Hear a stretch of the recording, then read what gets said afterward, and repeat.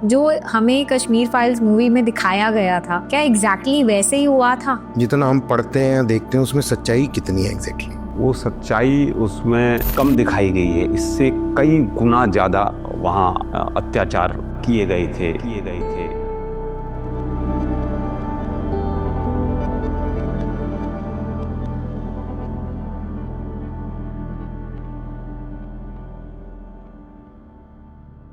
कभी कभी आपको निर्णय दिमाग से नहीं दिल से करने पड़ते हैं। आपके साथी इंजर्ड हैं, आपके अधिकारी इंजर्ड हो गए हैं, आपको उनको भी लेके जाना है वापस। मेरे भी छोटे छोटे स्प्लिंटर लगे थे, वो मैंने इग्नोर कर दिया बिल्कुल। रात को लगभग 12 बजे फिर अदालत फायर शुरू हो गया पूरी तरह से। जब सुबह जाकर दूसरे दिन देखा तो छलनी कर दिए थे उन्होंने। आईडी का मतलब है इम्प्रोवाइज्ड एक्सप्लोसिव डिवाइस। मेरा एक सवाल है कि जब आप ये ऐसे ऑपरेशन करते हैं, डूइंग एन ऑपरेशन, आप सीधा ग्राउंड स्तर पे होते हैं, तो एक सोल्जर की, एक जवान के अंदर क्या चल रहा होता है उसके माइंड में? देखिए, मैं ये तो नहीं कहूँगा कि मतलब बिल्कुल डर नहीं लगता था। आपको अब चेतन मस्तिष्क में रहता है, कहीं से भी गोली और कभी भी गोली आ सकती है। आप देखते थे कि बसों से उतार के लोगों को मार देते थे। श्रीनगर में जो बुरहान वानी वगैरह केस हुआ था जब मैं वहीं था, 13 अगस्त 1989 को पहला इंसिडेंट हुआ हमारी बटालियन। तो ऊपर की तरफ मिलिटेंट ने AK-47 से उस ट्रक पर फायर कर दिया। आप यकीन नहीं करेंगे, वहां ना आर्मी थी ना BSF थी, कोई नहीं था, केवल और केवल चारों तरफ CRP थी। ये जो एक बड़ा इंटरनेशनल कॉन्स्पिरेसी है, ये कश्मीर उसका हिस्सा है। जन्नत को जहन्नुम में तब्दील होते हुए मतलब एक उससे साथ देख रहे थे। सर, तो आर्टिकल 370 हटा, आप तब भी वहाँ थे और आज भी आप सब कुछ होते हुए देख रहे हैं। जो हुआ वो ठीक हुआ? मैं तो ये कहता हूँ कि इससे बेहतर कुछ हो नहीं सकता था।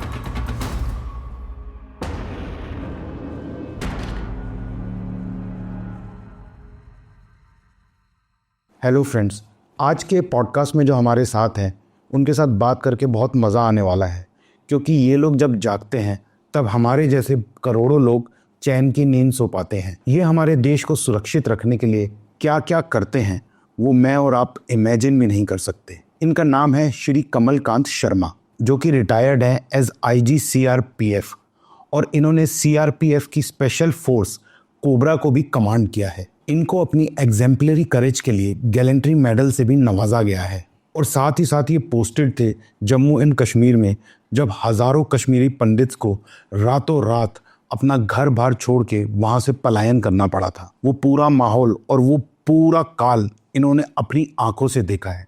तो चलिए ये पॉडकास्ट शुरू करते हैं। Hello sir, welcome to the spotlight. नमस्कार sir. Sir, we are honoured to have you on a show. Seriously, thank you. मेरा आपको और आपके सभी दर्शकों को सादर प्रणाम। तो सर, हम ये पॉडकास्ट स्टार्ट करते हैं। You have served the nation for 35 years and सबसे पहले मैं और हमारे दर्शक कबीर, हम सभी जानना चाहेंगे कि आपकी जर्नी कब स्टार्ट हुई। प्लीज़ ज़रा हमें विस्तार में बताइए। देखिए, जर्नी तो पैदा होते ही स्टार्ट हो जाती है। तो मेरा जन्म मथुरा से लगभग 15 किलोमीटर दूर वृंदावन एक जगह है जिसका नाम आपने सुना होगा, वहाँ हुआ था। वहीं मैं पढ़ा, वहीं बड़ा हुआ। और वृंदावन, जैसा कि आप जानते हैं, वृंदा कहते हैं तुलसी, और तुलसी का वन वहाँ था। और वृंदावन एक प्राचीन शहर था, लेकिन बाद में जो चैतन्य महाप्रभु हैं उन्होंने इसको खोजा और वो वहाँ जाके सप्त देवालय की स्थापना की। उनके जो शिष्य थे, जैसे वहाँ एक बहुत ही प्राचीन और विशाल मंदिर है, गोविंद देव जी, राधा रमन जी वगैरह, तो वो बहुत ही आध्यात्मिक शहर है। वहाँ मैं रहा, पढ़ा बला। और वो एक, अब जब हम डॉट मिलाते हैं तो वो एक समुद्र नगर है वृंदावन। तो वहाँ से जब हम आगे बढ़े तो फिर 14 जुलाई 1986 को मैंने CRPF को ज्वाइन किया। एक नई जर्नी शुरू हुई। और उसके बाद शुरू में पहले पंजाब में गए। उस समय मिलिटेंसी वहाँ पीक पे थी। आप देखते थे कि बसों से उतार के लोगों को मार देते थे और जगह जगह कहीं भी लोगों को इस घरों में जाकर मार देते थे। तो वो पूरा हमने देखा। वहाँ हमने ब्लैक थंडर होते हुए देखा, जो ब्लैक थंडर ऑपरेशन हुआ था, और उसके साथ वहाँ काफ़ी काम करने का मौका मिला। और जब हमने वहाँ बहुत अच्छा काम किया तो हमारी बटालियन को फिर कश्मीर भेजा गया। उस समय तक कश्मीर में बाहर से लगता था कि शांति है, वो वहाँ जाकर मालूम हुआ कि वहाँ क्या है। कश्मीर के बाद फिर हम लोग को मेरी पोस्टिंग कुछ समय के लिए दिल्ली हुई, दिल्ली से फिर असम गए। असम इसी बीच में एक बार मुझे मौका मिला मोजाम्बिक यूएन मिशन में जाने का। अच्छा। हाँ, वहाँ भी होके आए। फिर नॉर्थ ईस्ट में रहे। नॉर्थ ईस्ट के बाद फिर मैं छत्तीसगढ़ में पहला बटालियन लेके छत्तीसगढ़ में एंटी नक्सल्स ऑपरेशंस के लिए मैं गया। जब पहली बार वहाँ कोई सीआरपीएफ की बटालियन डिप्लॉयड, सीआरपीएफ क्या, कोई भी सेंट्रल पुलिस की बटालियन पहली बार डिप्लॉयड हुई थी। उसके बाद फिर वहाँ से मैं रैपिड एक्शन फोर्स जो आरएएफ है, यहाँ वजीराबाद में उनका हेडक्वार्टर है, बटालियन हेडक्वार्टर, मैं वहाँ कमांडेंट रहा। उसके बाद फिर दोबारा मैं यहाँ से बाद फिर श्रीनगर गया। श्रीनगर में जो बुरहान वानी वगैरह केस हुआ था, जब मैं वहीं था। उसके बाद मैं एज ए आईजी भुवनेश्वर रहा। भुवनेश्वर के बाद फिर मैं आईजी ट्रेनिंग और फिर आईजी कोबरा, जो commando battalion for resolute action है, जो कि एंटी नक्सल्स ऑपरेशंस के लिए पूरी तरह काम करती है। जिसने आपने देखा होगा कि डॉक्टर मनमोहन सिंह ने कभी कहा था कि जो आंतरिक सुरक्षा के लिए सबसे बड़ी चुनौती नक्सल्स हैं। तो कोबरा के गठन के बाद और इस पर जो नक्सल्स का प्रभाव कम होना शुरू हुआ है। और अभी तो हमारे जो गृह मंत्री हैं उन्होंने कह भी दिया है कि हम 26 तक इसको ख़त्म कर देंगे। और इसके लिए कोबरा और सीआरपीएफ बहुत हद तक उनके इस आत्मविश्वास के पीछे हैं। ये तो सर हमने भी देखा है कि पिछले 10 साल से बहुत कम हो गया ये नक्सलवाद। We'll talk about this letter on our show. तो सबसे पहले तो सर हम बात करते हैं, अच्छा उससे पहले मैं अपने दर्शकों को बताना चाहूँगी कि आपको सर गैलेंट्री अवार्ड भी मिला हुआ है। वो कौन से ऑपरेशन में मिला था, सबसे पहले आप ये बताइए। ये गैलेंट्री अवार्ड मुझे मिला नक्सल्स के विरुद्ध ऑपरेशंस में, यहाँ छत्तीसगढ़ में। अच्छा। छत्तीसगढ़ में एक्चुअली एक दिन मैं ऑफिस में बैठा हुआ था, तो वहाँ छत्तीसगढ़ पुलिस के आईजी आए मेरे पास और बोले कि शर्मा जी हमारे साथ चलिए। मैंने सर कहाँ? बोले चलिए तो सही है।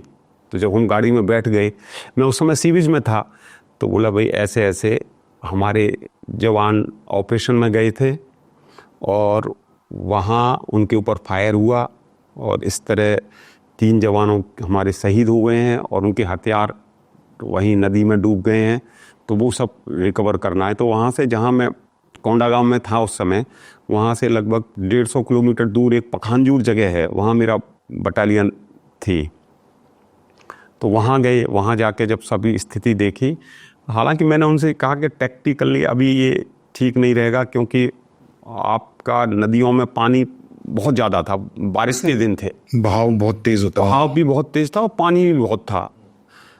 लेकिन अब कभी कभी आपको निर्णय दिमाग से नहीं, दिल से करने पड़ते हैं। हाँ जी। तो उनकी जो व्यथा थी, और हमें भी लगा कि हमारे साथी शहीद हो गए हैं, क्योंकि फोर्स जब काम करती है ना, तो वहाँ सीआरपी, बीएसएफ, आईटीबीपी ये कुछ नहीं होता, फोर्स एक होती है, पूरी की पूरी फोर्स।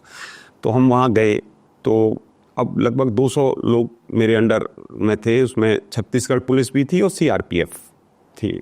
अब उन लोगों का नेटवर्क इतना ज़्यादा होता है कि उनको आपकी गतिविधि मालूम पड़ जाती है कि क्यों। और दूसरा, जब जहाँ इंसिडेंट हुआ है उनके वेपन चले गए हैं, क्योंकि वो सब चीज़ वायरलेस पे सुनते रहते थे हमारी। तो उन्होंने कहा कि उनको ये आइडिया हो गया कि ये आएंगे।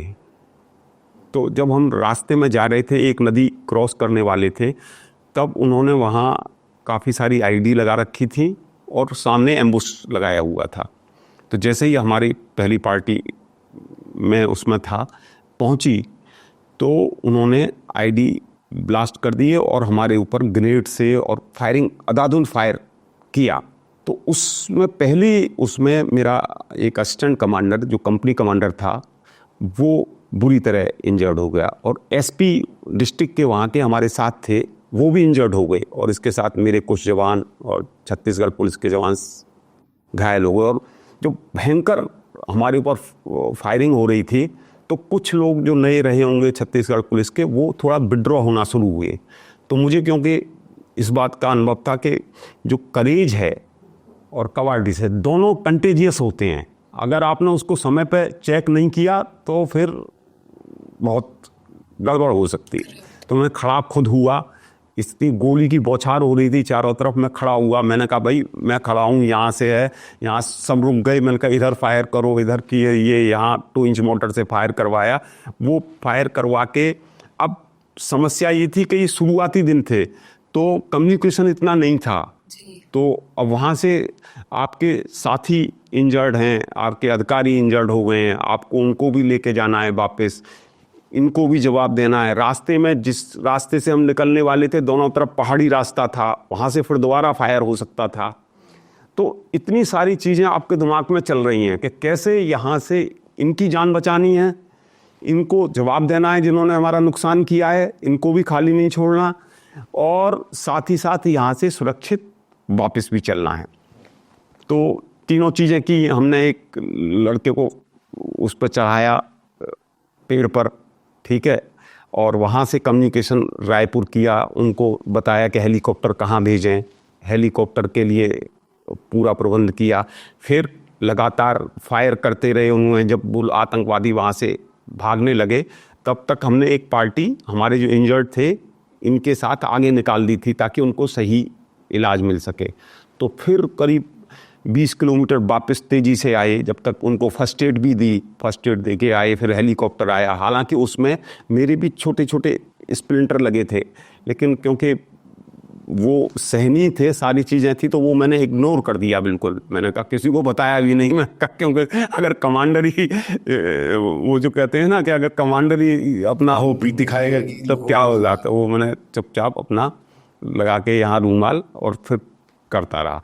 फिर जब उनको भेज दिया तो फिर हमने कहा कि भाई अब इतनी फोर्स को वहीं एक जंगल का स्कूल था, मतलब गांव का, तो वहाँ हमने रात को वहीं रुकना था, क्योंकि सुबह फिर हथियार रिकवर वगैरह करने थे। लेकिन मुझे पूरा था कि ये लोग जो हैं, इनकी है टैक्टिस कि अगर मान लो सुरक्षा बल जो हैं कमज़ोर हो रहे हैं तो उनके ऊपर और अटैक करो। तो मुझे एक्सपीरियंस था पुराना, तो मैंने जहाँ हम लोग रुके हुए थे उससे 150 गज आगे मूर्चे बना दिए। हम लोग सैंड बैग वगैरह लेके चलते हैं, उसमें मैंने मूर्चे बना दिए पूरी तरह से। मैंने कहा कि यहाँ रात में लगेंगे। और जब 8 बज गए, अंधेरा हो गया, तो वो मूर्चे मैंने खाली करवाए और छत पर मूर्चे लगा दिए। और रात को लगभग 12 बजे फिर अंधाधुंध फायर शुरू हो गया पूरी तरह से। और उन्होंने जो मैंने मूर्चे लगाए थे, जब सुबह जाके दूसरे दिन देखा तो छलनी छलनी कर दिए थे उन्होंने, ग्रेड से, इससे, सारी चीज़ों से। लेकिन क्योंकि थोड़ा सा हमने आगे सोच लिया था, तो हमने फिर दूसरे दिन वो फिर वहाँ से फिर दोबारा वहाँ गए और फिर ऑपरेशन को आगे जारी रखा। तो ये एक इंसिडेंट था जहाँ के पूरी तरह से हमारे सारे मतलब साथी, जो मेरा असिस्टेंट कमांडेंट था वो इंजर्ड हो गया, स्टेट पुलिस का जो एक एसपी था जिले का वो इंजर्ड हो गया था, बाकी साथी इंजर्ड हो गए थे। और उसमें सबको न केवल नक्सलियों को मारा, अब तो सबको सुरक्षित लेके आए हैं। तो ये बहुत ही बढ़िया सर। हमारे सोल्जर्स और जो हमारे जवान्स हैं वो इतने ब्रेव और इतने करेज है जिसका वी कांट इवन से, हम बयां भी नहीं कर सकते हैं। Hats off to you sir. Sir एक चीज़ अभी जब हम बात कर रहे थे, कई फिल्मों में भी हम सुनते रहते हैं, डॉक्यूमेंट्रीज में भी, जो आईडी बता रहे थे आप कि आईडी लगाया उन्होंने जिससे आपकी मूवमेंट का पता चल जाता है, वो एग्जैक्टली क्या कैसे काम करता है? नहीं, आईडी से मूवमेंट का पता नहीं लगता। आईडी ये नहीं मतलब हाँ, तो ये से वो ब्लास्ट हो सकता है। हाँ, बिल्कुल सही है। आईडी का मतलब है इम्प्रोवाइज्ड एक्सप्लोसिव डिवाइस। तो 2 तरह की चीज़ें हैं। जैसे फॉर एग्जांपल आप पंजाब में जाते हैं ना, अब तो खैर पंजाब तो प्लस हो गया, तो पहले अदरवाइज वो ट्रैक्टर वगैरह उससे जो बना लेते थे कार टाइप की, उसको कहते थे मारुता। मतलब वो फैक्ट्री की बनी हुई नहीं है, वो उन्होंने अपना जुगाड़ करके बना लिया। तो मारुति कहते थे, वो चलते थे उससे। एक फैक्ट्री में आपकी मारुति बनती है, उसी तरह जो माइंस वगैरह हैं, जो स्टैंडर्ड माइंस हैं, वो फैक्ट्री में जो बनती हैं उसको स्टैंडर्ड हो गई हो। दूसरा जो है इम्प्रोवाइज करके, मतलब जोड़ तोड़ करके, जुगाड़ करके जो हम चीज़ बनाते हैं उसको कहते हैं इम्प्रोवाइज्ड एक्सप्लोसिव डिवाइस। वो तरह तरह की हो सकती हैं, जैसे इसमें 2-3 चीज़ें हैं, एक्सप्लोसिव हो, आपका एनर्जी सोर्स हो, प्लस स्विच महत्वपूर्ण है। तो जो उसको वो चेंज करते रहते हैं, जो आपकी जितने इंटेलिजेंसिया है उसके हिसाब से आप स्विच के हिसाब से इसको चेंज कर सके। मैं एक यूएस में इसका मैंने एक्सक्लूसिव टाइप कोर्स किया है, तो मुझे थोड़ी ही ज़्यादा इसमें वो भी थी, तो इसलिए वहाँ भी काफ़ी इसमें कुछ काम किया। तो सर जैसा आपने अपनी जर्नी के बारे में बताया, तो जब कश्मीर इंसर्जेंसी हुई थी, कश्मीरी पंडित का एक्सोडस हुआ था, उस टाइम पे आप पोस्टेड थे वहीं। हमने तो कश्मीर फाइल्स एक मूवी आई थी, आपने अगर देखी हो तो मैं तो शायद इसी से वैसे ही रिलेट कर सकती हूँ कि ऐसा ही हुआ होगा। I wanted to ask you कि जो हमें कश्मीर फाइल्स मूवी में दिखाया गया था, क्या एग्जैक्टली वैसे ही हुआ था? जितना हम पढ़ते हैं देखते हैं उसमें सच्चाई कितनी है एग्जैक्टली? वो सच्चाई उसमें बहुत कम दिखाई गई है, इससे कई गुना ज़्यादा वहाँ अत्याचार किए गए थे। जो हमारे पंडित भाई हैं उनके ऊपर, मतलब इस तरह का, वो गिरजा टिक्कू का आपने देखा जो सोपोर में, जहाँ आरे से काट दिया गया उनको, महिलाओं के साथ अत्याचार। एक जगह है वहाँ रैनाबाड़ी, जब बताएंगे, जैसे आप तो कश्मीर जाते हैं, बुलेवार्ड जो इनका झील के किनारे, जो डल झील है इनकी, इसके किनारे एक है, उसके दूसरी पार रैनाबाड़ी एक जगह है, उसको वहाँ जाफना कहते थे उस समय। जाफना, हाँ। उस समय जैसे श्रीलंका में वो है। तो क्योंकि मिलिटेंसी में जो आप पूछ रही हैं सवाल, तो वो तो कुछ भी नहीं दिखाया गया। अच्छा। हाँ, कश्मीर फाइल्स में तो जो है, जितने अत्याचार वहाँ हुए हैं और जो जिस तरह से भगाया गया, उसका मैं कह रहा हूँ कि बहुत छोटा अंश दिखाया गया है। क्योंकि पूरी अगर वहाँ की जो घटनाएं हुई हैं वो दिखाई जाएं, क्योंकि एक मूवी की अपनी एक लिमिटेशंस होती हैं, वो उसमें पूरा नहीं बता सकते, लेकिन वो सच नहीं है, सच उससे भी और ज़्यादा है। तो सर शुरू से शुरू करते हैं फिर। पंजाब के बाद आपको आपकी पोस्टिंग कश्मीर में हुई थी, तब से बताइए सर, फिर क्या क्या हुआ स्टेप बाय स्टेप? देखिए, जैसे पंजाब के बाद दिसंबर 87 में हम लोग, मैं ट्रेनिंग के बाद हम लोग पंजाब गए, और पंजाब में हालत उस समय बहुत ज़्यादा पीक पे था, वहाँ जो गुरुवात था। तो वहाँ जब सारी चीज़ें की, तो हमें जो कहते हैं ना, शुरुआत थी ऐसी हुई कि पहले आप जाएंगे, तो मुझे तो रेलवे स्टेशन पर रिसीव करके सीधे कंपनी कमांडर का चार्ज दे दिया गया कि भाई अब तुम इंडिपेंडेंट। और दूसरे दिन से वहाँ जो ऑपरेशंस होते हैं वो शुरू हो गए पंजाब में। तो पंजाब का एक अलग था, लेकिन पंजाब के बारे में 2 बात बताना चाहूँगा। एक तो वहाँ के लोग बहुत अच्छे हैं। हम लोग जब वहाँ जाते थे, जैसे ऑपरेशन किया आपने, जैसे फोर्सेज ऑपरेशन करती हैं, अगर रात को आपने घेरा लगा दिया, सुबह जब होती है तो सबको इकट्ठा करके बाहर निकालते थे, सारी चीज़ें फिर तो। लेकिन वहाँ हर एक जो लोग थे वहाँ के, वो कह रहे सर ऑपरेशन हो गया, अब तो आप कम से कम हमारे साथ नाश्ता कर लो। वेलकमिंग बहुत है। वेलकमिंग, मतलब मैंने कहा नहीं भाई, हम नहीं करते। अगर नहीं सर, आपने अपना काम कर लिया, अब आप हमारे अगर गांव आए हैं, तो वो सभी जवानों को चाय नाश्ता करवा के भेजते थे। ये जो पंजाब के बारे में, कि वहाँ के लोगों का दिल बहुत बड़ा है, ये था। एक और मुझे वहाँ का घटना याद आती है कि एक दिन सुबह हम इसी तरह का कर रहे थे स्कॉलर रिसर्च, तो एक छोटा बच्चा आया मेरे पास, क्योंकि मैं उस समय वहाँ पूरा इंचार्ज वहीं था। तो बोला सर तुसी की गधीड़ा पाया है। अच्छा, मुझे पंजाबी उन दिनों तक नहीं थी, तो मैंने अपना वहाँ के जो मेरे जवान थे वहीं के पंजाब के, उनसे पूछा, बोले सर आप सुबह सुबह ये क्या बकवास कर रहे हो। मैंने उस बच्चे को थपकी दी और हमने वो फिर उसको बहुत दिनों तक एंजॉय किया। तो इस तरह ये इंसिडेंट के बाद जब हमने बहुत, हमारी बटालियन ने बहुत अच्छा काम किया वहाँ, तो हमें पुरस्कार स्वरूप हमें इन्होंने कश्मीर दे दिया। कश्मीर आप सब जानते हैं कि भारत का स्वर्ग है, भारत का मुकुट है। वो क्या फिरदौस का जो कहते हैं कि जमी अस्त जमी अमी अस्त अमी अस्त, कि अगर कहीं दुनिया में स्वर्ग है तो यही है, यही है, यही है।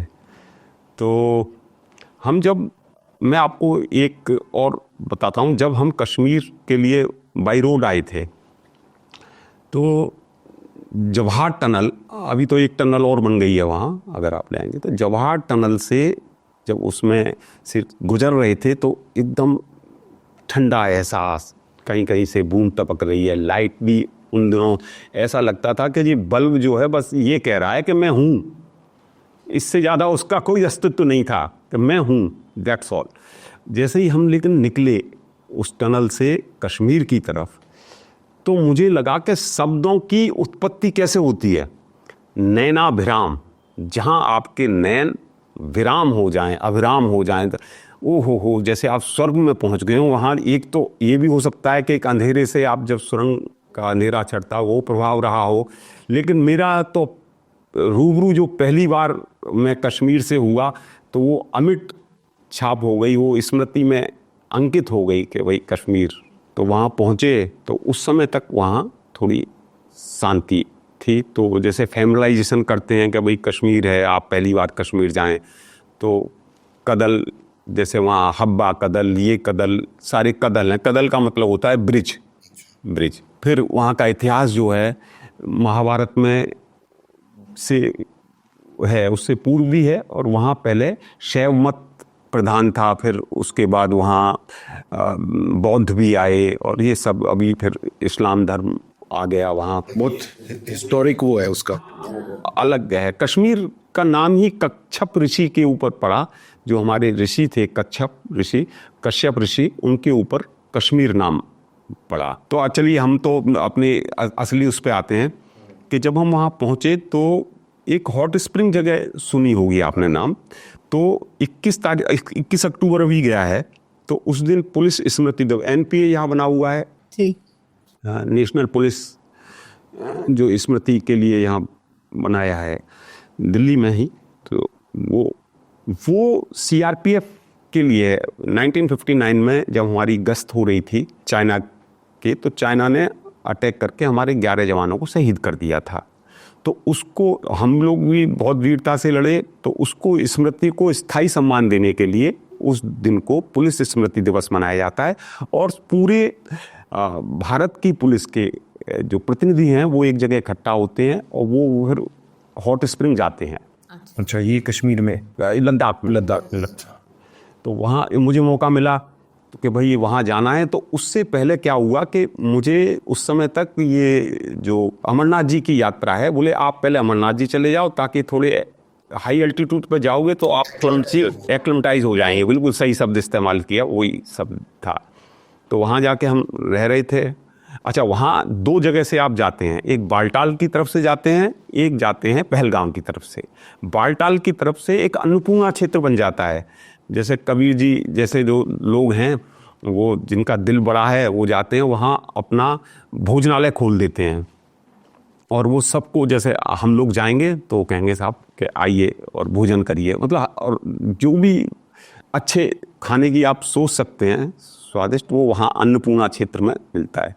चलिए वहाँ से हम गए, एक मैंने ITBP से 3 मैन टेंट ले लिया, वो उसमें लगा के अमरनाथ जी गए, दर्शन किए। उसके बाद दूसरे हमने ये प्लान किया पहलगाम की तरफ से उतरेंगे।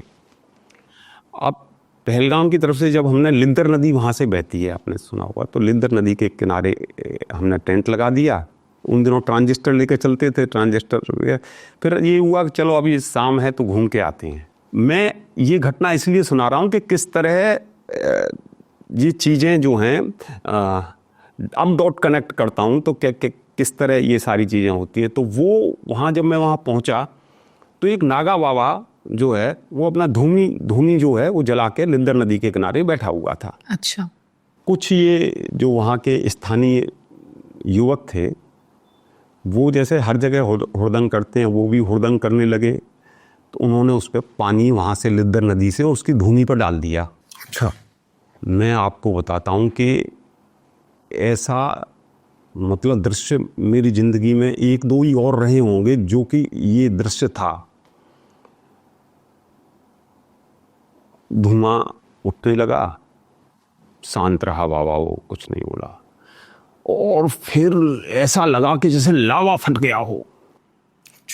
इतनी जोर से चीखा वो, और उसको जितनी भी गाली थी वो सब गालियां उसने दी, और उसने श्राप दे दिया, बोला कि यहाँ अब तुम्हारा सत्यानाश शुरू हो गया है, और यहाँ अभी तुम्हें ऐसी सज़ा मिलेगी कि जो तुम जो कर रहे हो इसका फल मिलेगा, और यहाँ LMG चलेंगी। अब पता नहीं इसको शब्द ये उनको कहाँ से क्या था। अब देखिए वो उसकी पूरी जटा वो हो गई, फिर वो उसमें पानी, ठंड बर्फ़ का पानी आ रहा, उसमें अपना मुंह धोया, जटा पीछे की। अब आप दृश्य का कल्पना करिए, सिर्फ चांद है ऊपर, अंधकार है, तारे हैं, और ये बाबा है जिसकी हम थोड़ा दूर थे लेकिन उसकी सांस सुनाई दे रही थी, इतनी जोर जोर से चल रही थी। उसके बाद वो पानी में उतर गया और वो उधर की तरफ चलने लगा, और ये जितने थे हुड़दंगी लड़के, अब इनकी हालत खराब हो गई। मतलब मैं सोचता हूँ कि एक व्यक्ति कैसे पूरी प्रकृति को रोक सकता है, वो मैंने अपनी आंखों के सामने चमत्कार होता देखा था। वहाँ से वो चला, फिर जब तक ये गए होंगे तो बाबा को ढूंढने के लिए अपने बुजुर्गों को लेके आए, क्योंकि ये कश्मीर में हैं तो सब कन्वर्टी और शैव धर्म का ही प्रभाव रहा है, तो उनको मालूम है कि ये इनमें कितनी शक्तियाँ होती हैं, साधना में लीन रहता है। साधना में इनको मत छेड़ो। हाँ, उसने एक शब्द कहा था ये वर्ड कि जो हम संसार को छोड़ चुके हैं उनको छेड़ो मत, नहीं तो हम तुम्हें नहीं छोड़ेंगे। ये शब्द मुझे उसने बोला था, उसने बोला था। अच्छा, यहाँ के बाद जैसे हम आ गए, हमने जाके ट्रांजिस्टर अपना जो था वो खोला, उसमें आया शुरू हो गया कि भाई TRC tourist reception centre Srinagar के पास जो टॉयलेट है उसमें बम ब्लास्ट हुआ है। और मैं ये सोचने लगा कि इतनी जल्दी कैसे कोई क्या होता है, जब तक कोई कहीं कोई एकदम शांति थी। फिर वहाँ से निकल के आए, फिर देखा, फिर जब वो पहला इंसिडेंट था TRC का, फिर जैसे शुरू हो गया वहाँ, फिर भी कोई ऐसा बड़ा इंसिडेंट नहीं हुआ था। हम लोग भी अपना पूरा, जैसे निशात है, शालीमार है, दाची गांव, राजा के 10 गांवों को लेके एक वहाँ नेशनल पार्क बना है दाची गांव। अगर आप पढ़ेंगे तो वहाँ हिंगुल एक हिरन की एक वो है, वो वहाँ था। तो 13 अगस्त 1989 को पहला इंसिडेंट हुआ। हमारी बटालियन जो कि पंजाब में बहुत ज़्यादा काम करके आई थी और सुरक्षित रही थी, हमारा खानियार के पास से एक ट्रक में बैठ के आ रहे थे। उस समय तक कोई इस तरह की ड्यूटी नहीं थी। तो जब ट्रक हमारा खानियार के पास पहुंचा तो उन्होंने रोड ब्लॉक की हुई थी रोड रोलर से, तो वो रुक गए, उन्हें कोई पता नहीं था। तो ऊपर की तरफ मिलिटेंट ने AK-47 से उस ट्रक पे फायर कर दिया। पीछे जवान सारे बैठे हुए थे, अब खुला हुआ होता है, उस समय तो कुछ ऐसा नहीं था। तो उसमें हमारे 3 साथी शहीद हो गए और 10 साथी बुरी तरह से जख्मी हो गए। तो उनको हॉस्पिटल लेके गए।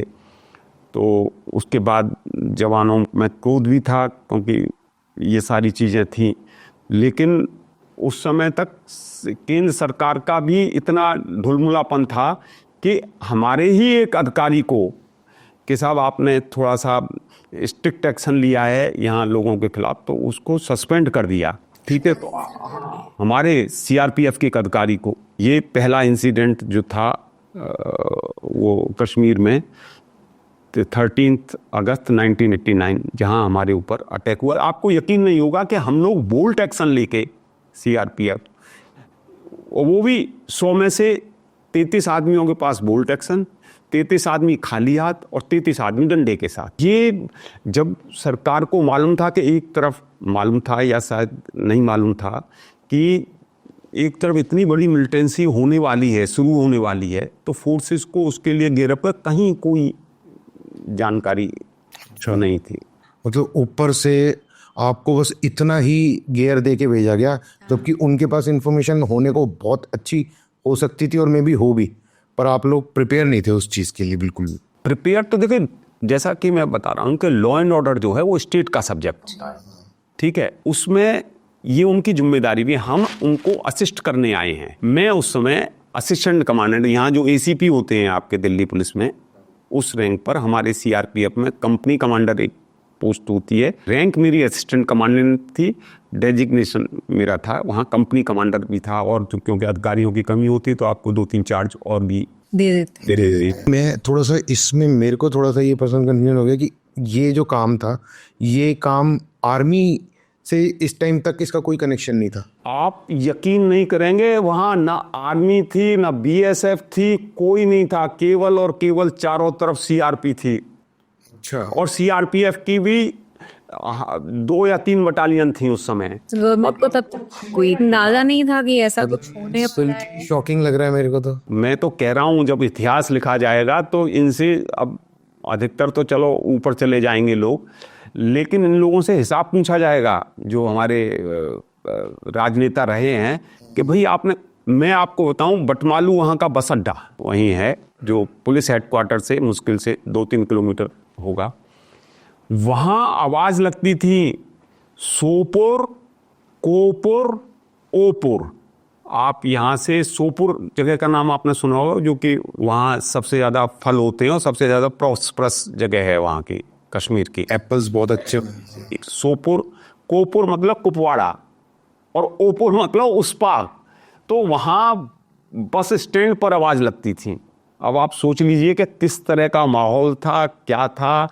और कुछ हम लोगों को न तो कोई उत्तरदायित्व था, हमारी जिम्मेदारी नहीं थी भाई, हमें तो असिस्ट करना था स्टेट पुलिस को, स्टेट एडमिनिस्ट्रेशन को, और न हमें कोई अधिकार था।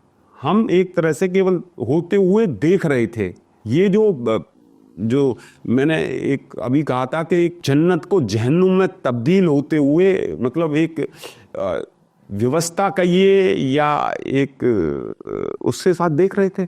मतलब ये तो ये था कि ये वहाँ थे, देख रहे थे, ना ये गोली चला सकते, आ गई तो खानी तो पड़ेगी। नहीं, आ गई तो मारेंगे उठते, उसमें कोई हमारे पास वो पेपर क्वेश्चन उड़ जाते हैं।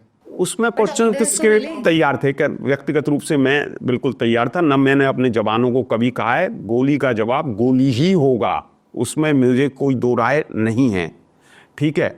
लेकिन भाई अब जैसे यहाँ से 2 किलोमीटर दूर कुछ ऐसा हो रहा है जो स्टेट पुलिस की जिम्मेदारी है। स्टेट पुलिस आपसे कहे अभी तो आप जाएंगे वहाँ, या स्टेट एडमिनिस्ट्रेशन कहे, तो ये कुछ नहीं था बिल्कुल, और वो डिफंक्ट हो चुकी थी। मैं यहाँ एक स्पष्ट बात करना चाहता हूँ, आज की तिथि में जम्मू कश्मीर पुलिस आज से कई साल पहले से बहुत अच्छा काम कर रही है। उनकी SOG और जम्मू कश्मीर पुलिस, उन्होंने बहुत बलिदान दिए हैं। लेकिन उस समय तक जम्मू कश्मीर पुलिस बिल्कुल डिफंक्ट जिसको कहते हैं वो थी उस समय तक। कोई उनके पास भी शायद कोई दिशा निर्देश नहीं थे। दूसरा, वो लोग वहाँ रहते थे। जैसे हम आगे बढ़ेंगे इसमें जर्नी में, तो हम आपको बताएंगे किस तरह इन लोगों ने, आतंकवादियों ने अपना जड़ जमाई, किस तरह जियाउल हक ने वहाँ से किया, क्योंकि ये एक इंटरनेशनल कॉन्स्पिरेसी थी, जहाँ के अफ़गानिस्तान से आए हुए हथियार पाकिस्तान से होके यहाँ आए, वो हथियार जो US ने वहाँ दिए थे, वो सारी चीज़ें जब स्पष्ट होंगी, जब बाद में हमें मालूम हुआ कि किस तरह ये सारी चीज़ें की गई। मैं कह रहा हूँ कि अब मुझे बिल्कुल यकीन नहीं होता कि कैसे कोई जो राजनेता है इतना लापरवाह कैसे हो सकता है। और जब हम उस समय इतने बड़े पदाधिकारी नहीं थे, जो थे, हमें दिख रहा था इतने कम अनुभव के बाद, तो जो हमारे वरिष्ठतम अधिकारी रहे होंगे तो पूरा अंदाजा हो, उनको तो अंदाजा नहीं था, तो वो रहने लायक नहीं थे वहाँ। भाई अगर आप बैठे हैं, डॉक्टर हैं आप, ठीक है, मैं आपके पास आता हूँ, तो आपको अंदाजा तो होना चाहिए। तो ये लोग राजनेता और जो ब्यूरोक्रेट्स हैं, जो बड़े अधिकारी हैं, उनको तो मालूम होना चाहिए ना भाई कि क्या होने वाला है, किस तरह की गतिविधि होने वाली है। हालात बिगड़ने लगी। हालात जब बिगड़ने लगी तो जो आईजी थे, जोगिंदर सिंह जी का नाम सुना होगा आपने, जो बाद में सीबीआई के डायरेक्टर भी रहे थे कुछ दिन, वो उस समय तक, तो उनके जाने के बाद वहाँ एक आईजी आए, मिस्टर डीडी गुप्ता। वो बेहतरीन अधिकारी, उनको मतलब पूरी तरह, वो पहले भी एज ए डीआईजी रह चुके थे, फिर उन्होंने 71 बार में भी बीएसएफ में डेपुटेशन पे थे, तो उनको मालूम था कि मिलिटेंसी क्या है। जब वो आए तो उन्होंने पूरा फिर हम लोगों से बात की, क्या है क्या नहीं है, स्थिति को समझा। आपको यकीन नहीं होगा कि उस समय तक वहाँ जो गवर्नर थे, उन्होंने कहा कि भाई 3 तरह के मिलिटेंट हो गए, एक पीटीएम पाक ट्रेंड मिलिटेंट, एक केटीएम कश्मीर ट्रेंड मिलिटेंट, एक एलटीएम लोकल ट्रेंड मिलिटेंट। इस तरह 3 कैटेगरी बनाई। वो बोले जो पाकिस्तान ट्रेंड मिलिटेंट लेके आएगा, पकड़ के लाओगे आप, तो उसको 25,000 रुपये उस पार्टी को इनाम दिए जाएंगे। अच्छा, ये गवर्नर ने क्लोज कर दिया। तो एक एक दिन में हम 20-20 पाक ट्रेंड मिलिटेंट्स को पकड़ने लगे। उन्होंने वो अपना आदेश जो है लाखों रुपये रोज बांटने पड़ जाएंगे। तो सर एक चीज़ बताइए, जो ये मिलिटेंसी है ये कैसे स्टार्ट हुआ, और सरकार सारी चीज़ें पता होते सोते भी सरकार ने कभी भी इस चीज़ को रोकने की कोशिश नहीं करी क्या? वो जितने आश्चर्यचकित यो यक्ष प्रश्न पर या आश्चर्यचकित आप हैं, उतना ही आश्चर्यचकित जो है मैं था कि आखिर ये चल क्या रहा है।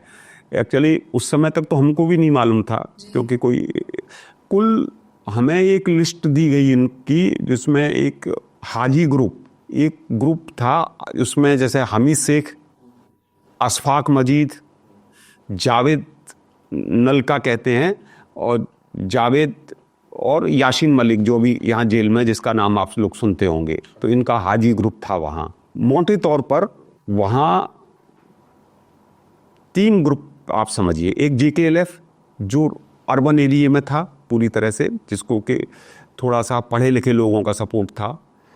दूसरा हिजबुल मुजाहिदीन, जिसे जमात इस्लामी, और रूरल में पूरा सपोर्ट था, जो पाकिस्तान की मांग करता था। JKLF कहता था कि भाई हम इंडिपेंडेंस चाहते हैं। प्लस पाकिस्तान ने क्या किया कि और ग्रुप बना दिए, लगभग 120 ग्रुप, आपको यकीन नहीं होगा, 120 जो जिसको तंजीम कहते हैं, वो अपनी जो टेररिस्ट ग्रुप हैं वो बना दी, ताकि उनको ये डर था कि कल को अगर भारत सरकार किसी के साथ बात करना चाहे तो बात ना कर पाए। तो सर ये जितने भी ग्रुप्स थे, जैसे आपने बताया इन पाकिस्तानी ग्रुप, ये ग्रुप, ये आपस में भी कोऑर्डिनेटेड थे? नहीं, आपस में कोऑर्डिनेटेड नहीं थे। ये उनका मकसद ही ये था बेसिकली कि अगर मान लो आपको मालूम पड़ता है, जैसे एक ग्रुप का हमने पकड़ लिया, तो धीरे एक से एक दूसरा थी, उसके बारे में हमें पूरी जानकारी हो जाती थी, वो फिर हम उसको ख़त्म कर देते थे ग्रुप को। तो उसको अलग रखने के लिए उन्होंने कई ग्रुप बना दिए।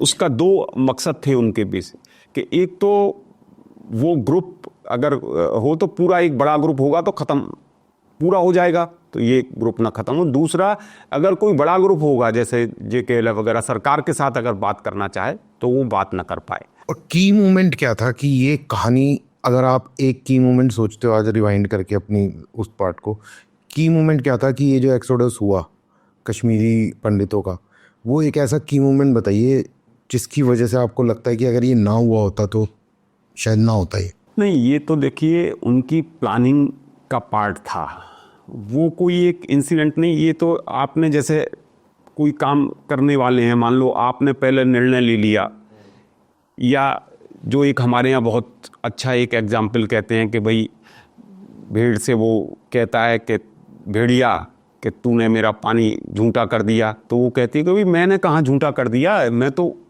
नीचे की तरफ पानी पी रही हूँ, तू ऊपर की तरफ पानी पी रहा है, उधर से बह के पानी इधर आ रहा है। लेकिन क्योंकि उसको खाना था उसको, तो वो खाएगा। तो ये भेड़िए जो थे, इनको तो कोई एक मूवमेंट की वजह से नहीं था, ये तो उनकी प्लानिंग में था कि जो पाकिस्तान में भारत हिंदू जो थे कितने % थे? तो बहुत ही कम है। अब तो सर ना के बराबर हो, ना के 20-21% से 0.01 1% या 1% से कम है। अच्छा, आप इधर से उधर वाइस वर्सा बताने गया। अच्छा, 1% से कम है। क्या किया उन्होंने, कौन सा अत्याचार कर दिया भाई। इनका ये सोची विचारी है कि भाई इनको यहाँ से भगाओ। बांग्लादेश में अभी हिंदुओं ने क्या किया भाई, बांग्लादेश में हिंदुओं का क्या वो था। ये जो एक बड़ा इंटरनेशनल कॉन्स्पिरेसी है, ये कश्मीर उसका हिस्सा है। ये समझने में हम लोगों को बहुत गलतफहमी होती है, उसको हम छोटा करके आंकने की कोशिश कर रहे हैं। भाई सारे पूरे विश्व से जो इनके आतंकवादी हैं वो आके कश्मीर में लड़ने क्यों आए भाई। अगर ठीक है हमारा आप एक साथ रहते हैं, कोई आपको मुझसे गिला हो सकती है, मुझे आपसे गिला हो सकती है, तो हम एक दूसरे को संभाल के सॉल्व करेंगे बात को। लेकिन हमारे यहाँ तो फिर उसको कश्मीर की बात को भी कि साहब यहाँ से ये कर दीजिए। चलिए उसको आते हैं, पर यहाँ से शुरू करते हैं। जो संगठन जो थे जितने ये सारे, ये कैसे शुरू हुए थे? देखिए वो उस समय तक तो हमको नहीं मालूम था। जब हमने मिलिटेंट पकड़ना शुरू किया तो जब उन्होंने बताया तो हमने पूछा भाई कैसे करते हैं, तो बोले साहब पहले इन्होंने जैसे फुटबॉल क्लब बना दिया या जिम का एक क्लब बना दिया, छोटे छोटे स्पोर्ट्स के क्लब बना दिए या और कोई वो, तो उसमें जैसे 20-30 लड़के इकट्ठे हो गए। फिर वो अलग अलग शहर से लड़कों को एक एक लड़का लेंगे, उनको कोड नेम देते थे। अच्छा, जैसे नाम उसका आदिल है तो उसको कोड नेम आरिफ दे दिया। ऐसे करके उनको बना के, और ये जो कुपवाड़ा वगैरह में जो वहाँ के जो पहाड़ी लोग हैं उनको गाइड बनाते थे। वो गाइड लेके उनको पीओके जाता था, वहाँ 3-4 दिन की उनको ट्रेनिंग देते थे। पिस्टल चलाना, AK-47 चलाना, फिर ग्रेनेड कैसे फेंका जाए। तो उस समय तक जो हमारे पास इंफॉर्मेशन थी और सारी चीज़ें थी वो ये था कि उनको एक पिस्टल, एक AK-47, 100 राउंड, और इसी तरह पिस्टल के भी राउंड, और प्लस 2 ग्रेनेड, 10,000 रुपये और एक कुरान की छोटी सी जो प्रतिलिपि वो उनको देते थे जो यहाँ से जाते थे। ये फंडिंग सारी पाकिस्तान करता था पूरी तरह से फंडिंग पाकिस्तान। पाकिस्तान के समय, उस समय अफगानिस्तान का जो पैसा भर भर के आ रहा था, अभी तो खुद ही वो बेकारी हो गया, अब तो नहीं कर पाएगा, लेकिन उस समय तो 100% पाकिस्तान ही करता था। कुरान जरूर पकड़ाते थे। हाँ, वो थोड़ा उनको करने के लिए कि हम इसके साथ हैं। तो ये सारा का सारा उन्होंने कर दिया। लेकिन दुर्भाग्य क्या रहा उनका कि जो वैली है, कश्मीर वैली, वो ज़्यादा बड़ी नहीं है। तो जो भी आतंकवादी वहाँ गया, उसने देखा किसी को तो वो पहचान तो उसको लेता था। तो कश्मीर में जब ऑपरेशन शुरू हुए तो फिर ये जल्दी ख़त्म भी हो गए, पता लगता गया कि ये मिलिटेंट्स है। कहाँ सारी चीज़ें। तो जब ये इतना जुल्म ढा रहे थे कश्मीरी पंडित्स पे और जो भी वहाँ हिंदूज रहते थे, तो तब आप लोगों का क्या एग्जैक्टली रोल था उस टाइम पे? फिर धीरे धीरे तो CRPF के ऑपरेशन शुरू हो गए, क्योंकि और कोई एजेंसी वहाँ थी नहीं।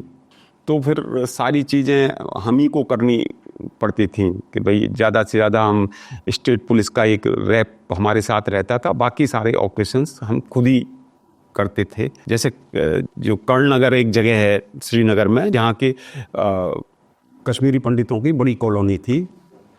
जब वहाँ हमको जो घर खाली हो गए थे उनमें इन्होंने अड्डे बना लिए थे आतंकवादियों ने, तो हम कई जगह ऑपरेशन करने जब उनके खिलाफ गए तो देखा तो मतलब इनकी धूर्तता की और उसकी पराकाष्ठा थी कि जैसे मान लो कोई भगवान की कोई तस्वीर लगी हुई है तो उसके नीचे गंदे गंदे शब्द लिख देंगे, उसके को मतलब ख़राब करेंगे। ये इनका काम था कश्मीरियों का। तो उसी समय मैंने कहा कि इनका नाश होना तो तय है। जो इस तरह काम करते हैं, जो कि निरीह को सताते हैं, उनका नाश होना तय है। तो वो नाश हुआ इनका। मेरा एक सवाल है कि जब आप ये ऐसे ऑपरेशन करते हैं, आप you are on the ground, आपको पता है कि कभी भी कहीं भी कुछ भी हो जाएगा, आप यू आर एट योर जान की भी परवाह नहीं करते हैं। तो when you are in the middle of doing an operation, आप सीधा ग्राउंड स्तर पे होते हैं, तो एक सोल्जर की, एक जवान के अंदर क्या चल रहा होता है उसके माइंड में, वो जो फियर है, वो जो एक स्ट्रेस होता है, वो उसको डील करके कैसे आगे प्रोसीड करता है? देखिए, मैं ये तो नहीं कहूँगा कि मतलब बिल्कुल डर नहीं लगता था आपको। अब चेतन मस्तिष्क में रहता है, कहीं से भी गोली और कभी भी गोली आ सकती है।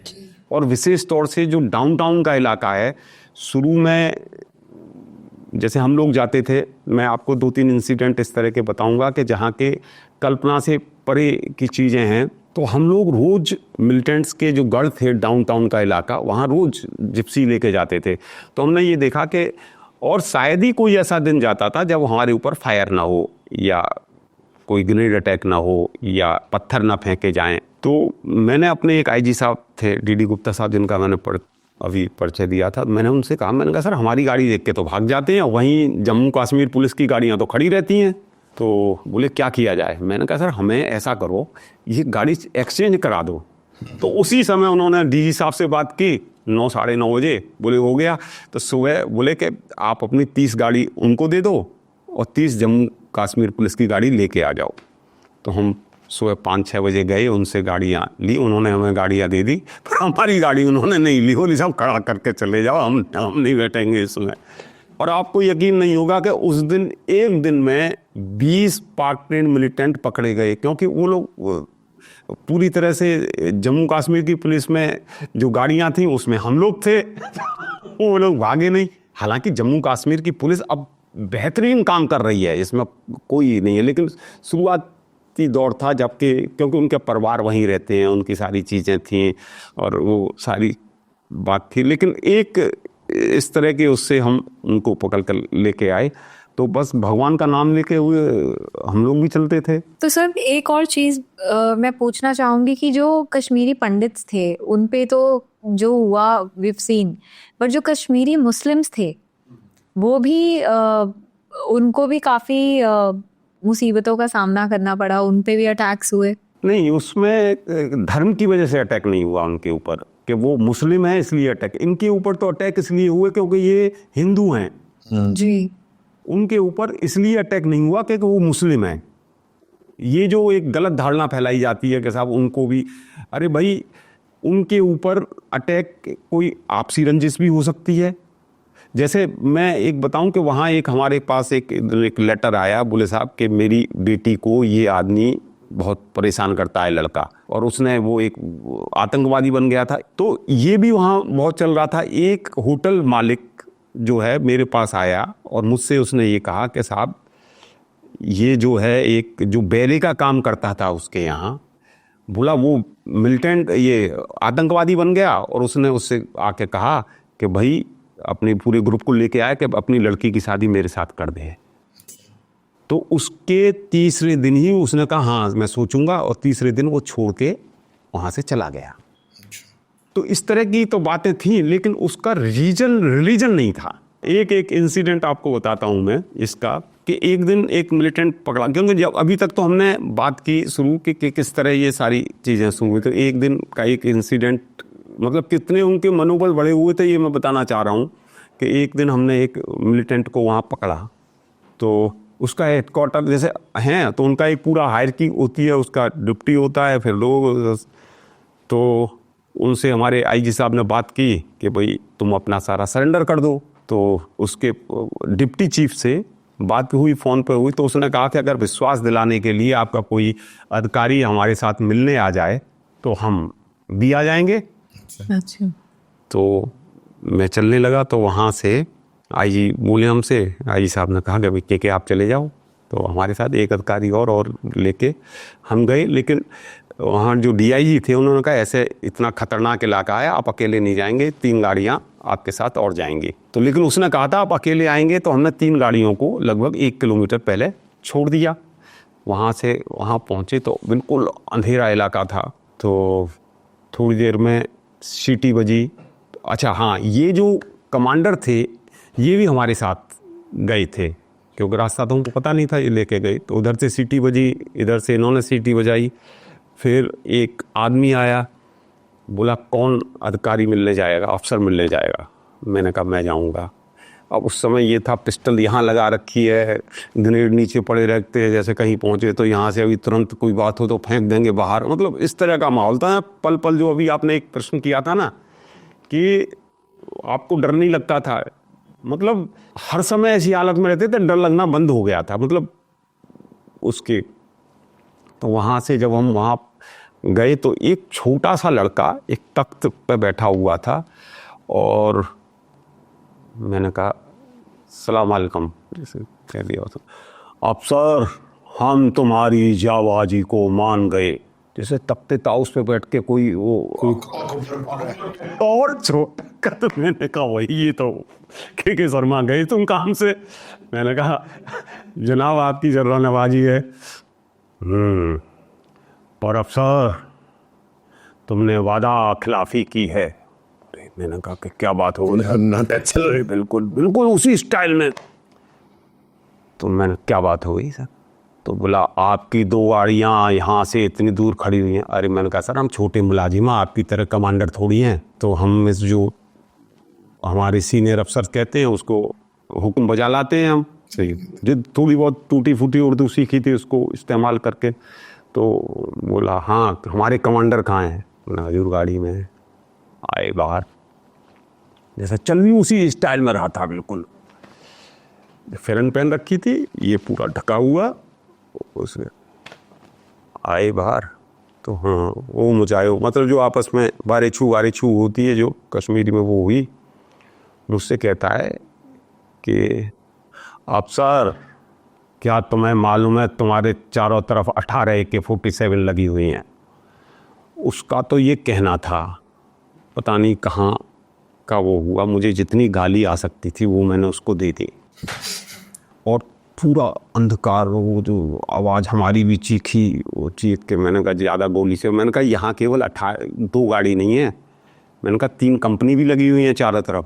मैंने कहा बेवकूफ़ नहीं है हम लोग, तुमसे डील कर रहे हैं। तो फिर वो अंदर से उसका कमांडर बोला अरे नहीं यूँ कर करा के फिर वो बात ख़त्म हुई। फिर उसको लेके आए। मतलब आप सोचिए कि ये जो एक इंसिडेंट था, इस तरह के रोज कोई ना कोई घटना, रोज कोई ना कोई कहानियाँ होती रहती। कहानी।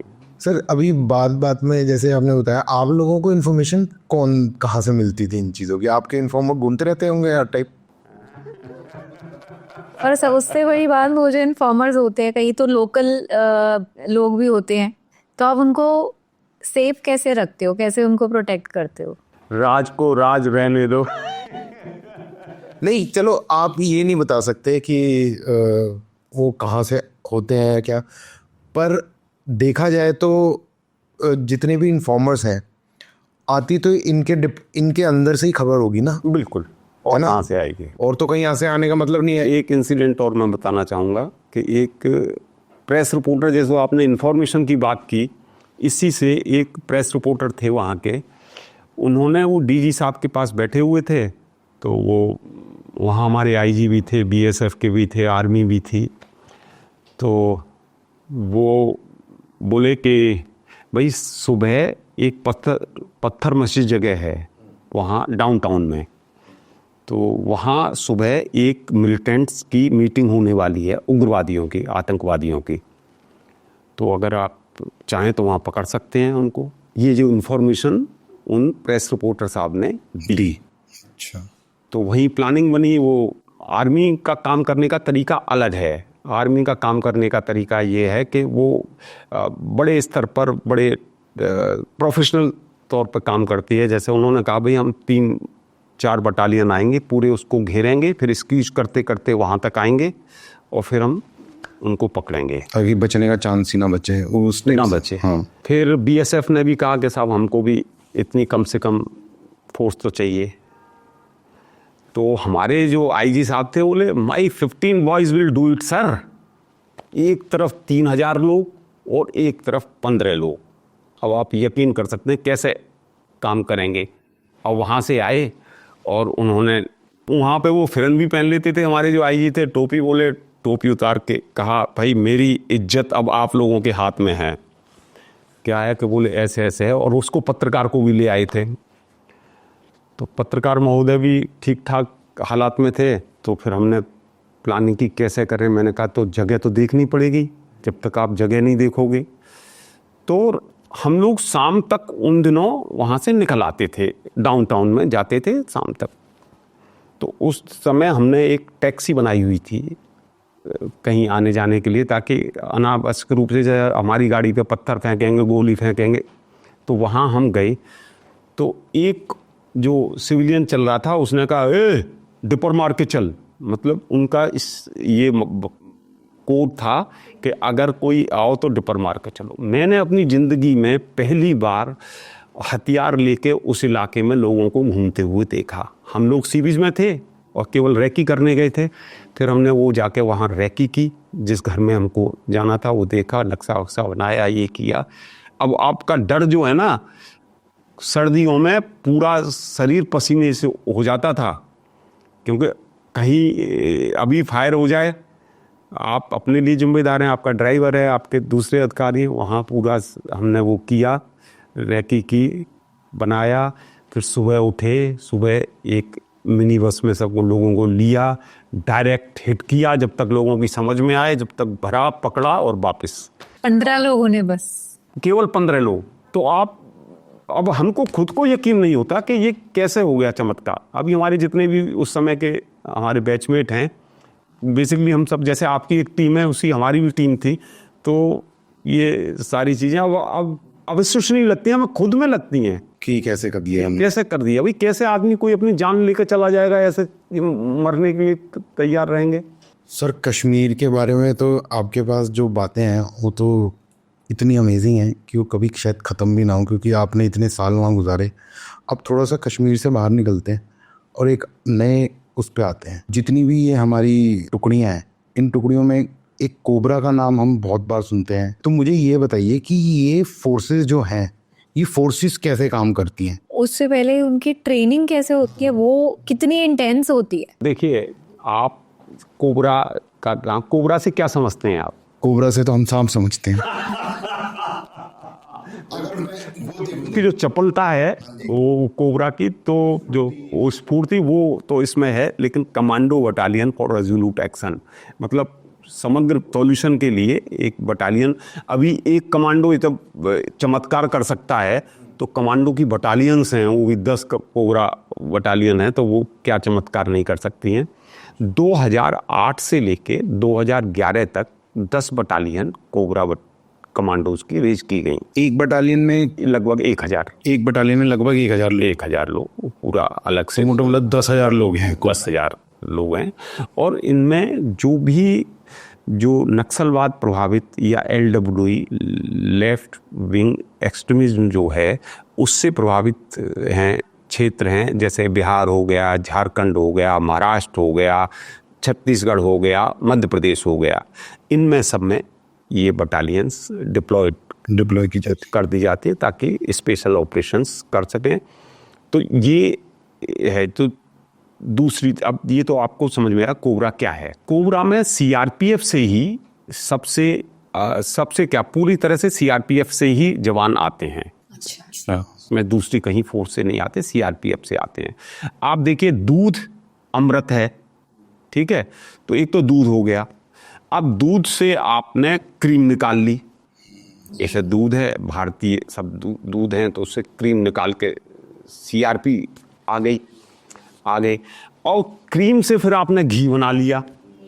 तो उसी तरह एक कोबरा जो है, उसमें से भी छांट के, उसमें से भी जो देख के घी बनाया, और घी को भी इतना अच्छी तरह कर लिया। जो ट्रेनिंग हमारी जो cobra school for jungle warfare and tactics है वहाँ बेलगांव में, वहाँ उनको 3 महीने की बहुत ही ज़्यादा गहन ट्रेनिंग देते हैं, जिसमें से जो चीज़ है एक फौलाद बना के निकलता है। बेसिक ये है कि आप अपने शारीरिक क्षमताओं का मैक्सिमम यूज कैसे कर सकते हैं और उसको सशक्त कैसे बना सकते हैं, और जो हथियार और दूसरी चीज़ें हैं उनको किस तरह बेस्ट इस्तेमाल कर सकते हैं, हर समय कैसे चौकन्ने रह सकते हैं, कितना स्ट्रेस आप झेल सकते हैं।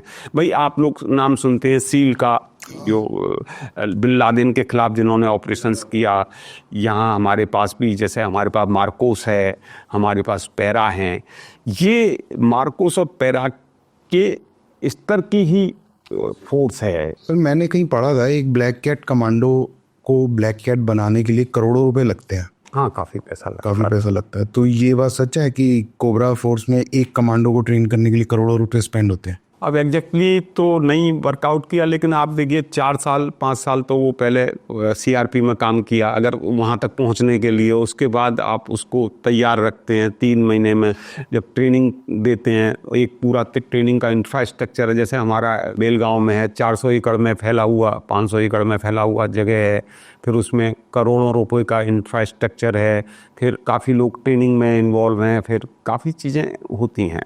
सर एक और सवाल का जवाब दीजिए। जब ये घायल हो जाते हैं सीआरपीएफ में या इसमें घायल हो गए, किसी का हाथ कट गया, किसी का पैर कट गया, उसके बाद फोर्स में तो ये रह नहीं सकते क्योंकि इनका तो वो है। तो ये क्या गवर्नमेंट इनके साथ क्या करती है हमारे सोल्जर्स के साथ? ये गवर्नमेंट ने इसके बारे में इस तरह किया है कि जैसे अगर इंजर्ड हो गए तो पहले तो हम उनको ठीक करने की कोशिश करते हैं। फिर अपने अंदर ही हमारे यहाँ कुछ ऐसी पोस्ट होती हैं, जैसे मान लो पैर हो गया तो ऑपरेशनल ड्यूटी में वो नहीं जा सकता, लेकिन हमारे कंट्रोल रूम की ड्यूटी है, हमारी अंदरूनी जो ड्यूटी हैं जो कि जिसमें कि ज़्यादा फिजिकल उस तरह की ज़रूरत नहीं है, तो वहाँ उनको एडजस्ट दी जाती है। अच्छा, गवर्नमेंट ख्याल रखती है हमारे सब? गवर्नमेंट और हमारा संगठन सीआरपीएफ संगठन पूरा ध्यान रखता है। तो सर जैसे भी आप बात कर रहे हैं कोबरा फोर्स की, तो अब हाल ही में जैसे I was reading the data, तो मैंने देखा कि जो नक्सलवाद है जिन डिस्ट्रिक्ट्स में पहले फैला हुआ था 10 से 12 साल पहले, 126 डिस्ट्रिक्ट से लेके now it has reduce to 38 districts, कम हो गया है। तो आपको क्या लगता है कि क्या वर्क करा होगा कि जो हमारी ये कोबरा टीम है, फोर्सेस है हमारी ऐसी, उनका क्रैकडाउन जिस तरह से वो करते हैं वो काम करा है, या हमारी गवर्नमेंट की कोई स्ट्रेटेजिकल प्लान ऑफ एक्शन है जिस तरह से वो काम करवाती है, वो काम करा है? देखिए, मैं तो यही कहूँगा कि मैं कोबरा का आईजी रहा हूँ कि कोबरा की बदौलत ये कम हुआ है। कोबरा का गठन ही इसको ख़त्म करने के लिए हुआ कोबरा का है, लेकिन सभी पूरी फोर्सेस का, जैसे एक तो गवर्नमेंट ने इसकी गंभीरता को समझा। मैं आपको बताऊं कि 2003 में मैं एक स्पेशल ऑपरेशन यूनिट कमांड कर रहा था, तो मुझे 1 महीने के लिए छत्तीसगढ़ भेजा गया। अब आप इसको गंभीरतापूर्वक समझना कि किस तरह की हमारी सोच विचार रहती है सरकारों की। तो वहाँ जाके कहा कि साहब हम आ गए हैं, अब बताइए क्या करना है, हुक्म मेरे आका। तो आका बोले कि भाई ऐसा है कि हमारे इंटेलिजेंस हेड से मिल लो। एक सीनियर रैंकिंग अफसर था, उनसे कहा कि सर, बोला शर्मा जी आप आए हैं, आपका स्वागत है, लेकिन हमारे पास कोई इंटेलिजेंस नहीं है, आप कलेक्ट करो और हमें भी दो। अच्छा, फिर हम डीजी साहब वहाँ के जो थे उनसे कहा सर, तो बोले भाई ऐसा करो कि 900 किलोमीटर का बस्तर है, आप लोग आए हो 30 दिन के लिए, तो 1 दिन में 30 किलोमीटर चलो, तो 30 किलोमीटर 1 दिन में कॉम्बिंग करोगे तो 30 या 90 900 किलोमीटर हो गया। बोले आपका भी काम खत्म, हमारा भी काम खत्म। मुझे जितनी हंसी आ सकती, अब इतने बड़े सीनियर अफसर के सामने बैठ के मैं कुछ कह तो नहीं सकता था, पर मैंने ये कहा, मैंने कहा महोदय, ये जो आप जो कह रहे हैं ये संभव ही नहीं है भाई। 30 किलोमीटर चलेंगे, खाना बनना है, सारी चीज़ें होनी हैं, कोई बीमार पड़ेगा, कोई कुछ होगा, नदी है, जंगल है, झाड़ी हैं, किस तरह है, कैसे ये संभव है? क्या मौसम का भी प्रभाव होता है, मतलब कोई भी इसको सोच सकता है। तो बोले अच्छा। फिर लास्ट में जैसे उनके ऊपर हम चले गए थे, तो इसलिए हमको यूज़ करना था, तो वो हमारी एक प्लाटून वगैरह जो थाने थे वहाँ वो रख दी गई। तो फिर 1 महीने के जिस दिन हमने अपना बोरिया बिस्तर जिसे कहते हैं आम बोलचाल में, उसको ऊपर रख लिया, तब रात को 12 बजे मैसेज आता है कि नहीं अभी 1 महीने और, फिर ऐसे करते करते 3 साल फिर वहाँ निकले। मैं केवल ये जो मैंने बताया है, ये केवल मैं इसलिए बताना चाह रहा हूँ कि जो फोर्सेस का काम करने का तरीका है, स्टेट पुलिस जो इसको यूज़ करती है, क्योंकि लॉ एंड ऑर्डर स्टेट का सब्जेक्ट है, उनके बिना हम लोग डायरेक्ट काम नहीं कर सकते। आर्मी कर सकती है, अगर आर्मी को हैंड ओवर कर दिया जाता है तो वो सिविल एडमिनिस्ट्रेशन उनके, वो अलग चीज़ है। हम लोग उनको मदद करने के लिए जाते हैं। तो ये वहाँ 2003 में हालात थी। आप सोचिए थोड़ा सा, आप लोगों को अगर आइडिया हो तो महाराष्ट्र बॉर्डर पर पखानजूर, क्योंकि हो सकता है पॉडकास्ट देखने वाले जो आपके सुधी जन हैं वो इसको समझने की कोशिश करेंगे कि पखानजूर के पास अंतागढ़, फिर रावघाट, फिर नारायणपुर, फिर छोटा डोंगर, फिर भैरमगढ़ और फिर बीजापुर, लगभग 800-900 किलोमीटर के इलाके में एक बटालियन थी। आज वहीं 60 बटालियन हैं। तो फोर्सेस का जो डिप्लॉयमेंट बढ़ा है, फोर्सेस की कार्रवाई भी एक्सपीरियंस से सीख गए हैं, और गवर्नमेंट की पॉलिसी भी अब सब कुल मिला के थोड़ा सा गंभीरता से काम हो रहा है। और कोबरा तो है ही, कोबरा तो है। सर, तो आर्टिकल 370 हटा, आप तब भी वहाँ थे और आज भी आप सब कुछ होते हुए देख रहे हैं, तो पहली चीज़ जो हुआ वो ठीक हुआ जो यहाँ से हटा, तब में और अब में आपने क्या बदलाव देखा? और जो ये हुआ है उस जिस भी तरीके से हुआ है, आपको लगता है ठीक हुआ है? मैं तो ये कहता हूँ कि इससे बेहतर कुछ हो नहीं सकता था। ये बिल्कुल सही हुआ है, ये बहुत पहले हो जाना चाहिए था और सही तरीके से हुआ है। भाई मेरे कहने से क्या है, अभी तो सुप्रीम कोर्ट ने कह दिया कि ये ठीक तरीके से, तो उसमें कोई शक नहीं, ये बहुत पहले हो जाना चाहिए था। पर आपके हिसाब से जो ये हुआ है उससे वहाँ की जनता को फ़ायदा हुआ है या नहीं हुआ है? देखिए, फ़ायदा तो हुआ है, क्योंकि जैसे कुछ लोगों को रिजर्वेशन पहले नहीं मिलता था, उनको रिजर्वेशन मिलने लगा। कई स्कीम्स पहले लागू वहाँ नहीं होती थी, अब लागू होने लगी। पहले एक एलिने उनको बता के रखा था कि भाई 370 तुम अलग हो देश से, अब ऐसा नहीं है, अब 370 ख़त्म हो गया। देखो, इसका केवल साइकोलॉजिकल इफेक्ट है। ओके। इससे वो कश्मीरी को वो बरगला के रखते थे। मैं अभी नाम नहीं लेना चाहूँगा, एक बहुत बड़े जो अभी मुख्यमंत्री हैं, इनके रिश्तेदार थे, वो फिरन पहन के जब इंटीरियर में जाते थे गाँव में, तो पाकिस्तानी नमक दिखाते थे कि ये देखो भाई हमें यहाँ मिलना है। श्रीनगर में कुछ और बोलते थे, दिल्ली में कुछ और बोलते थे। ये मुझे मिलिटेंट ने बताया। 2 गले थे, 3 गले हो गए इसके तो। अच्छा, इसके साथ इसका एक और, तीनों को बेपैंदी के लोते होते हुए, वेरी गुड। इसके साथ ही एक और, मुझे काफ़ी जो आतंकवादी थे, जब उनसे बात हुई, भाई तुम इसमें बेवकूफ़ी में क्यों पड़ गए, तो बोला सर हमको तो ये दिखाते थे इनके पास बोल्ट एक्शन राइफल है, आपने अपनी LMG निकाली तब हमारे होश ठिकाने आए। मतलब उनको ये बताते थे इनके पास तो बोल्ट एक्शन है, हमारे पास AK-47 है, उनको भगा देंगे। मतलब बरगलाने की चीज़ें थी। आपको यकीन नहीं होगा, जब पहली बार हम एक रेड में गए वहाँ, तो पूरा गांव भाग गया। अच्छा। जैसे आप तो मूवीज में देखते हो। तो हमने बाद में उनसे पूछा क्या है, कि बोले साहब ये हमें ऐसा कहते थे, ये हमें डरा कर रखते थे, सिक्योरिटी फोर्सेज आएंगी, ये करेंगी, वो करेंगी, सारी चीज़ें। तो ये एक षड्यंत्रियों का भी ग्रुप है, ये मैं बता रहा हूँ आपको, कि कुछ भी अफवाह फैला देते हैं ये लोग। इससे बेहतर कुछ नहीं हो सकता था। 370 ख़त्म होना जम्मू कश्मीर के लिए बहुत अच्छा है, देश के लिए भी बहुत अच्छा है, वहाँ के लोगों के लिए बहुत अच्छा है। तो मॉनिटरी तौर पे वहाँ के लोगों का फ़ायदा हुआ है? बहुत फ़ायदा हो जाएगा। पहले अगर जैसे ज़मीन है, ज़मीन पहले वहीं के वहीं लोग थे तो उसकी कोई कीमत नहीं थी। कीमत अब जैसे कल को कबीर जी की इच्छा करे कि भाई मैं अपना एक बढ़िया सा वहाँ विला बनाऊँ, तो ये चले जाएंगे। और तक भी बढ़ा है सर, सिक्योरिटी वाइज बहुत बेटर हो चुका है। देखिए, जब पुलिस को लग गया कि पूरी तरह से हमें सेंटर का सपोर्ट है, सेंटर का सुपरविजन है, करेक्ट, तो वो अब नहीं। पहले क्या होता था कि भाई मुख्यमंत्री ये कहेंगे, कह दिया, ये पत्थर फेंक रहा था, ये ग्रेड फेंक रहा था, ये छूट गए जी। ये इसका बहुत बड़ा अंतर पड़ा है। इसमें CRPF का तो बहुत बड़ा रोल रहा ही है। देखिए, CRPF जो है उसके जन्मदाता हैं सरदार वल्लभ भाई पटेल। अच्छा, मुझे नहीं पता था। नहीं, ऐसा था कि 1939 में एक सीआरपीएफ बनी थी। उस समय इसको क्राउन रिप्रेजेंटेटिव पुलिस कहते थे, क्योंकि ब्रिटिश थे। नहीं, उसको थोड़ा सा और लेंदी हो जाएगा, इसलिए इस बात को किसी और दिन बताएंगे। उसको फिलहाल क्राउन रिप्रेजेंटेटिव पुलिस कहते हैं। वो फेडरल की गवर्नमेंट थी, सीधे सेंट्रल के अंडर में आती थी ये। तो जब ये देश आज़ाद हुआ तो उन्होंने कहा भाई सेंटर, जब लॉ एंड ऑर्डर स्टेट का सब्जेक्ट है तो पुलिस रखने की क्या ज़रूरत है, तो इसको ख़त्म कर रहे थे। तो सरदार पटेल ने कहा कि अभी हमारा देश स्वतंत्र हुआ है, यहाँ कई परेशानियाँ आएंगी तो इसको रखा जाए, और इसका एक एक्ट और रूल बना के इसको रखा गया।